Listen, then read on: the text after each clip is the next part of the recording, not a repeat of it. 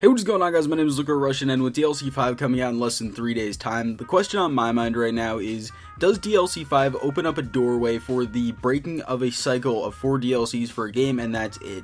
And does this mean that we will get more DLC 5s in the future? Now, just to be clear as possible, this is not a DLC 6 video. I think the Black Ops 3 is done after DLC 5 does come out. There's probably going to be things like, new guns added into multiplayer, there's going to be a couple of fixes, but I think as far as actual DLC is concerned and maps, I think that Black Ops 3 is done. Now, with all the clarification out of the way, what I think that DLC 5 really does more than anything else is it opens up a door for Activision and all of the game developers to go into and say, hey, our game might be done, but we have some cool stuff that we've been working on and we would like to add to the game. I think this breaks the actual cycle of 4 DLCs per Call of Duty game and then you're done.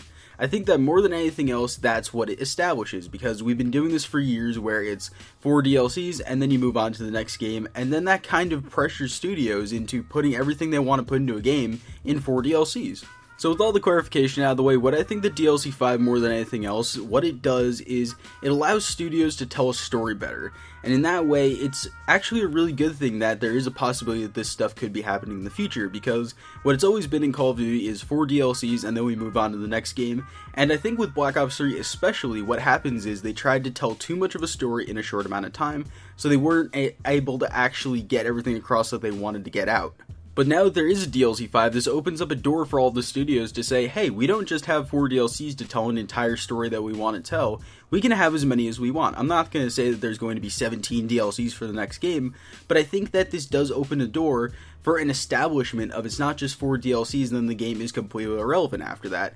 I think what this does is it keeps the longevity of all of the studio's games alive more so than anything else. Just as an example, let's take a game like Advanced Warfare with Exo Zombies. So with Exo Zombies, you could tell that there was a rush in the story and they had to reach a climax extremely quickly. They weren't allowed to tell a story over a span of time, and you could tell that they put a lot of love into that story and they wanted to tell so much more, but there's so many details that was left out because of the fact that A, they had never made a Zombies game before, but B, because they just didn't have enough maps and there wasn't enough content to be able to make in that time in order to be able to get it out for the 4 DLC cycles in order to tell a story that they wanted to tell. And you could tell that they had so much content that they wanted to run it into another game, but obviously Advanced Warfare is not coming back anytime soon, especially with Exo Movement being, so scrutinized and the community hating it so much. But that's really the point that I'm trying to make, is that what this does is it opens the door for developers to tell a longer story and have more time to tell the story that they want to tell,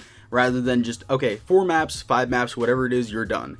So I think that this is actually a really good thing, and I think that Activision, obviously, because if they can put out more DLCs, they can make more money, so I think that Activision would be fine with this for most games, obviously as long as it doesn't interfere with the actual cycle of the next game. I don't know how this is going to work if World War II is successful, and let's say they want to put out another DLC for Infinite Warfare. I don't really know how that would fare, but I think that a lot of what contributed to DLC 5 happening right now is Infinite Warfare isn't doing well, and I think that it just led to, it had to be a bunch of different factors for more DLC 5s to happen, but I think it does open up the possibility, and I do think there's probably about an 80% chance that we'll see another one in the future. Now, I know this video was kind of all over the place, but what I'm trying to convey here is that I think that a quote-unquote DLC 5 situation could happen in other Call of Duty games.